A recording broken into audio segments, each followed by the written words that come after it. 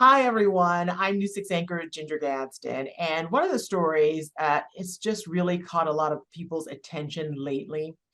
Those four kids who were found in the Amazon after being lost for 40 days. When I saw that headline, I was like, is that right? These kids, 40 days, and they're all alive. They were part of a plane crash, and their mom died shortly after the plane crashed, leaving all of these kids, their siblings, leaving them alone. The youngest one was 11 months old, and I think the oldest one was 13. And they really stuck together. And after 40 days, rescuers found them. And I thought that was such an incredible story. And so did the entire world for that matter. And I started to think, who could relate to such a story? And the more I thought about it, the one person who came to my mind is our guest today, and that's Nadia Bloom. Nadia, I'm so glad that you're here with us today. Thank you so much for joining us. Are you familiar with this story at all?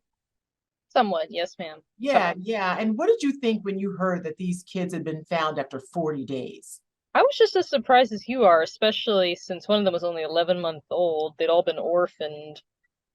I wonder how they were able to survive in the jungle for that long. Because I know what it's like. I was lost for only 4 days with 40, and one of them was still a baby. That, to me, is just mind-blowing. Yeah. That's a miracle. That's what I would call a miracle. And that's why you came to my mind because it was in 2010, right? It was April 9th. You went on a bike ride and Yes, you ma'am. got a little lost.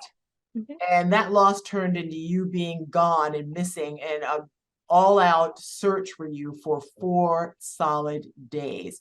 And when Right. they found you, you were about in waist deep water near Lake Jessup, which is one of the most alligator infested places in Florida. So I want to go back to that first day on April 9th, once you realized you were lost. How did you realize, like, oh boy, I'm not finding my way back home? What did you think? Well, I tried to turn back and I didn't remember because here's the thing about the woods is that I feel like anyone who's ever been in the woods definitely gets this feeling after a while because it all starts to look the same after a while. You can't, there's nothing really that stands out to you as did I pass this tree before because it all looks the same. That's why it's so easy to get lost. And I knew about the alligators, so I was scared. Of course I was. Yeah, yeah. And and you're right, it all starts to look the same unless you mark the trees and can find your way back. So tell me about that first night because you realize, okay, I'm gonna have to sleep out here, and there are all sorts of animals out here. Oh, I didn't sleep. I maybe slept for maybe 30 minutes and then decided to keep pushing onward because it was too risky to sleep. As I was about to get in the log, well, like, "Wait, there's fire ants in that thing. I can't do that." Yeah, yeah. I just kept moving onwards. And I remember as a kid, I was maybe about second grade, so this was some years before 2010, is we were learning about the the story of the Underground Railroad and Harriet Tubman and how she had the song about follow the drinking gourd, which of course is the North Star in the constellation of Little Dipper. So I was wondering is could I use the stars to get back out? So I was able to find the Little Dipper. I saw it. It was a pretty clear night. I was walking toward the Little Dipper, but I know that in the past people had done that, but even that I wasn't entirely sure. So another thing I noticed was there were houses that you could see above the trees. You could see the roofs of the houses. It was like, is that my neighborhood? I don't know whose neighborhood it was. It could have been the neighborhood, but you know, Wow. So you were that again, close yeah, to a neighborhood, but just still couldn't get out.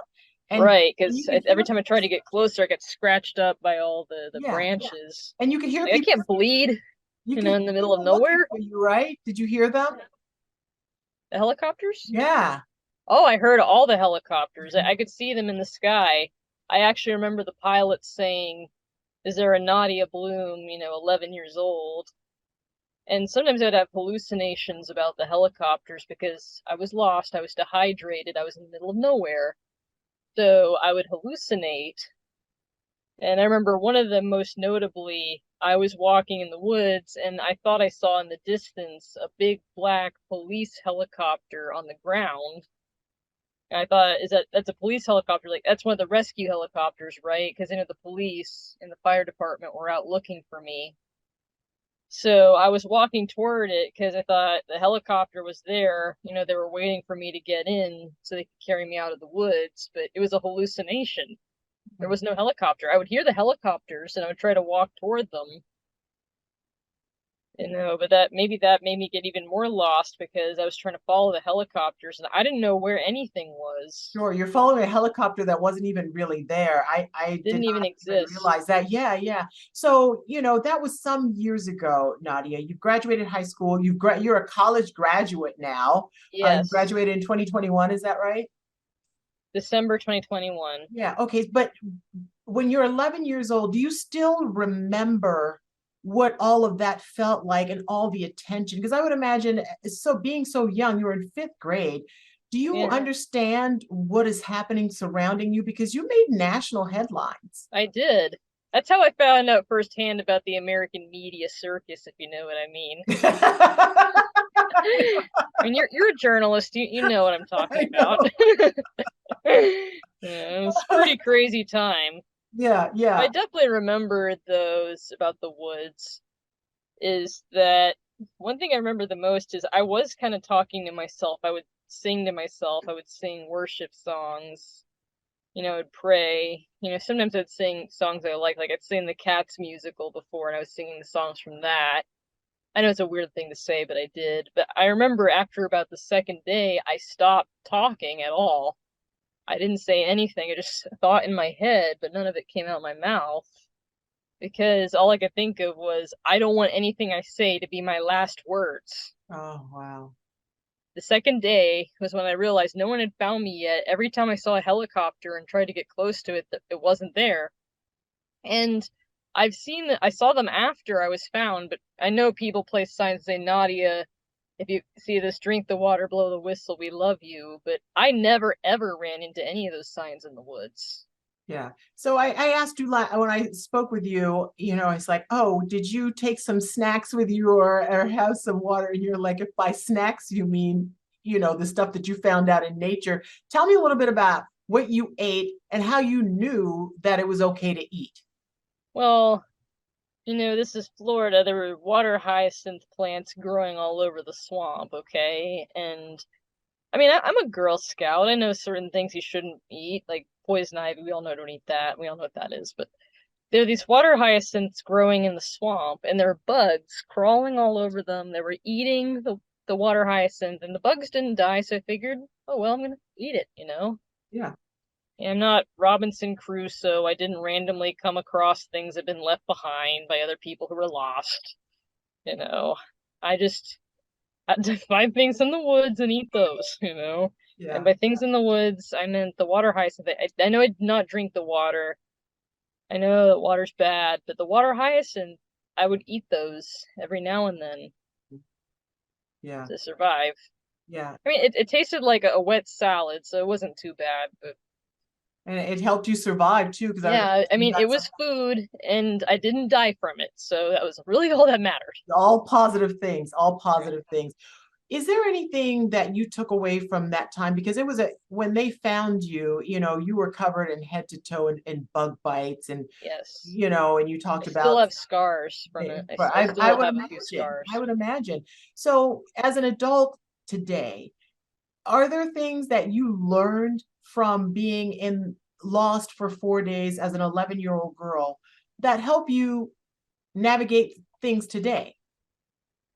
One of the things I learned from that experience was, I learned to trust God because I feel like, I mean, I'd always believed in God, but sometimes I kind of questioned, is God really there? Like, can he hear me?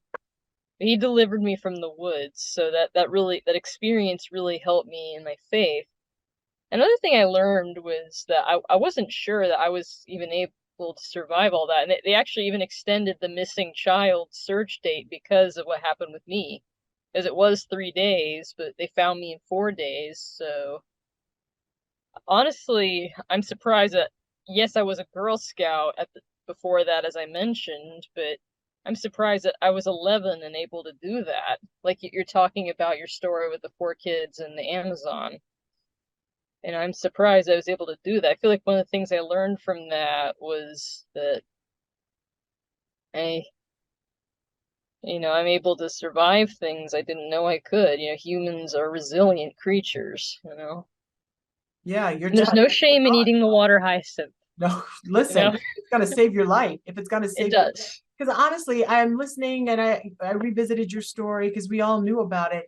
I'm like, I don't think I would have survived as an adult one single night because I'm terrified of everything. And so for you to have, I know you say you didn't sleep a whole lot, but for you to have survived and come out on the other side of that with positive stories to tell and things that you learned, it really was a miracle. And it was It a was. church friend who found you. James King. Yeah, yeah. Do you still keep in touch? Occasionally, I haven't seen him in a while. We go to a different church now. Okay. Yeah, yeah. But I still see him every now and then. He's really nice. Of course, of course. But it really is, it is one of those stories. We say it so often sometimes, and it doesn't even, you know, match the story we're talking about sometimes. But when we say finding you alive was really a miracle, I think that is really one of the things because anything, I mean, when you think of how many alligators are nearby, how many other Right. wild animals are nearby, and just anything that Yeah. could have happened to you, could have fallen, hurt yourself. It really is a miracle. And I'm so glad. Even when I was in the hospital, sorry, even when I was in the hospital, Yeah. I had infected blood from all the mosquito bites. So even then, they Oh did my get me to gosh. a hospital, but even then, I had infections in my bloodstream. So there's that. Yeah. How long did you stay in the hospital? A couple of weeks. Wow. That is incredible. I don't think I knew you had the infected blood. So now Hmm. what is your life like now? Because I'm looking at you and I can tell if there was no sound to this story, I can say this lady, this woman's an artist. I am an artist. And I feel like right now, I mean, it's obviously nothing like the woods, nothing on that level, but I am struggling right now. Is I graduated from the University of Central Florida, obviously, but I've been struggling to get back on my feet. I have an internship, it's a paid internship, it's pretty good, Mhm, and I'm currently looking for a roommate. And it took me a long time. I had a job as a street artist doing caricatures at a mall, mhm. and I lost that job due to a car crash. Oh, I just got in a car.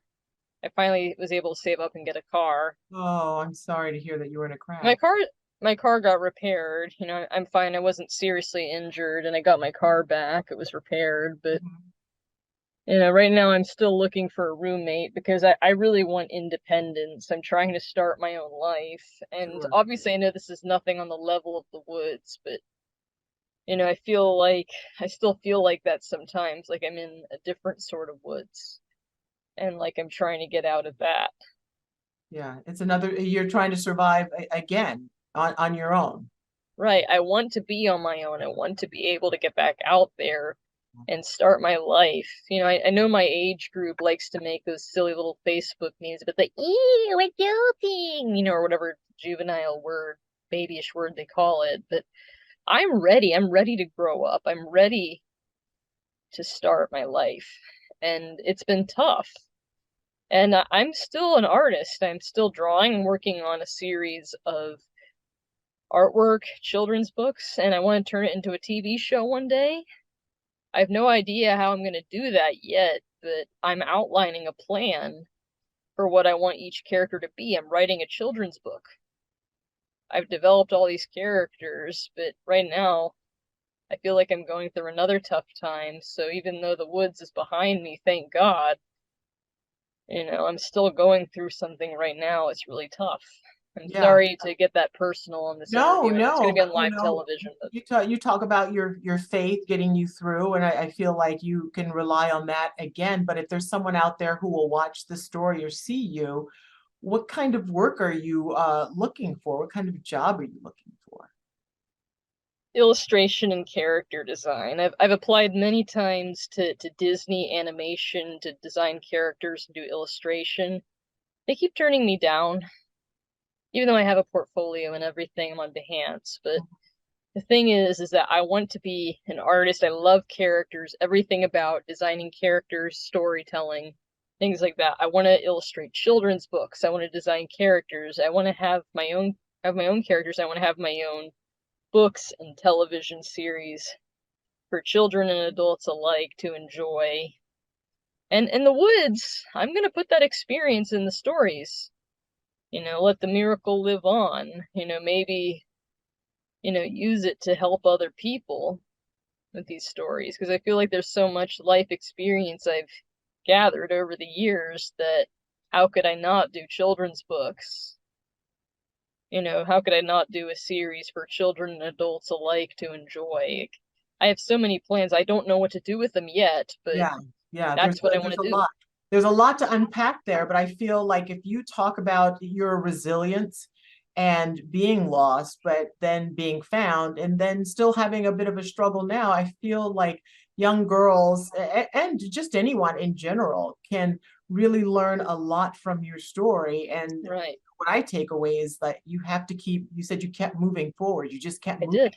and you have to keep moving.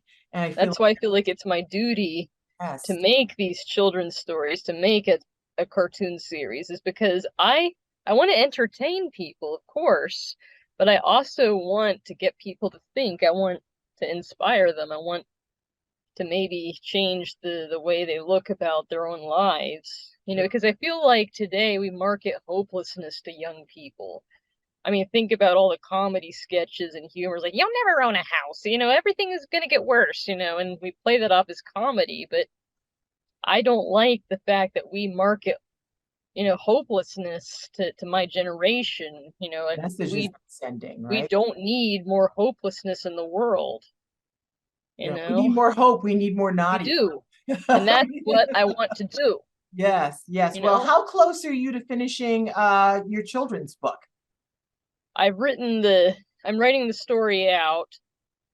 This was an attempt I had made earlier, but I wanted to revise the story. I felt like the way I did it didn't flow very well, so I'm revising the story. I'm redoing the art, and I'm trying to finish it by sometime this year. Great. Well, when you finish it, will you let me know?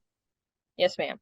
Great, because I feel like people would be very interested in your story and reading your children's book. I know I certainly am. Nadia, it has been a pleasure to speak with you, and I really wish you the best of luck. And I know you don't even need luck because you have everything you need. You have the talent. So thank Amen. you. I'm glad you were found, and I'm glad that you're doing okay right now, even though it's a bit of a struggle, but you're going to be okay. Thank you so much Thank for you so joining. much, Ginger. Yes, thank you.